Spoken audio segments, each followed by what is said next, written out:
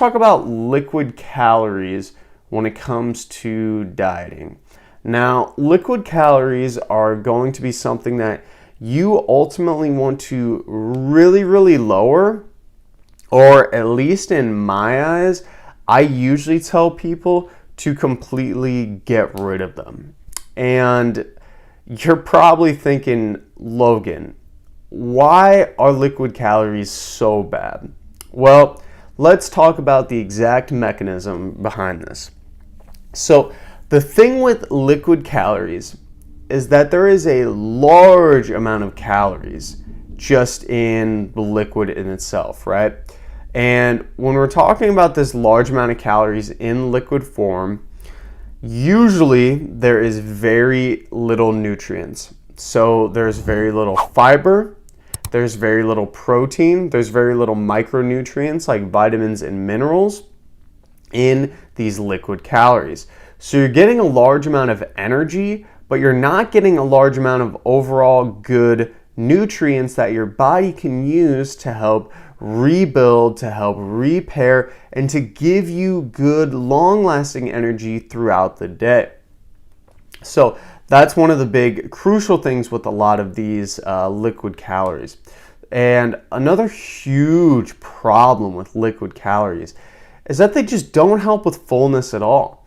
Again, since we just talked about there's no fiber in them, there's no protein in them, guess what? You're not going to feel full after you drink that can of soda. You're not going to feel full after you drink that glass of orange juice.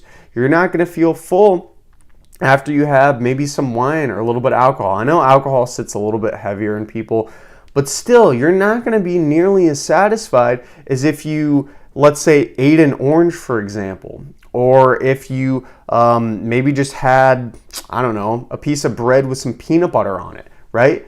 Because there is zero fiber, zero protein, zero of the things that make you feel full. So it may seem like the calories don't count, right, when you drink it. And basically, the calories just aren't registering to your body. So because of this, your body is going to eat and drink more on top of what you already drank, simply because it's thinking, oh, I didn't get anything from this. You know, it tasted sweet, that's good, but it's just a drink, you know, it's just a drink. It's not really keeping me full. So, of course, you know, then you're going to be wanting to eat more sugary stuff. You're going to be wanting to drink even more sugary drinks simply because of this. And it's a never-ending feedback loop that unfortunately leads a lot of people to weight loss failure long term.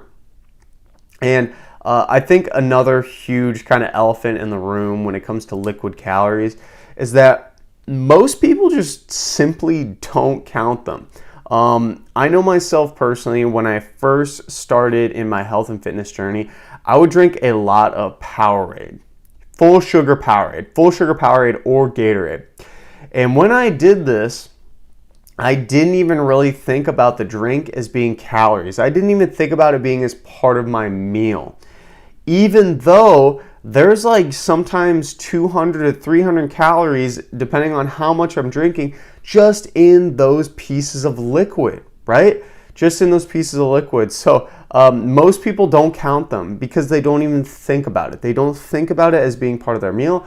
But unfortunately, for these liquid calories, you need to be thinking about them as being part of your meal, overall calories, especially if you're trying to lose weight or even maintain weight or even gain weight, right?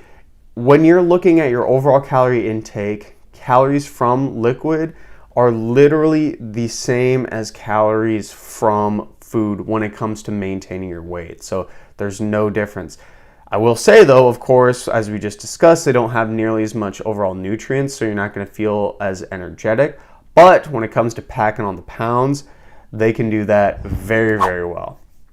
The other huge problem with liquid calories, and specifically stuff like sodas and maybe high sugar alcohols or just even normal alcohols, is that they're usually paired with unhealthy food. A burger, fries, and a full sugar Coke are usually one of the highest rated things in a diner, or when you go to McDonald's, for example. A lot of people are going to get that full sugar Coke, right? Maybe margaritas and tacos. Yeah, it's Taco Tuesday. Let me get one of those huge bowl of margarita bowls, right? Lots of sugar, lots of extra calories in that overall thing. Again, you're just simply eating the unhealthier food, right? And tacos aren't terribly bad, but a lot of times at restaurants they're a little bit more fatty. But you're pairing them together, and that's going to lead to a lot more extra unnecessary calories. And then, of course, last one, it's summertime where I am, or getting near summertime where I am.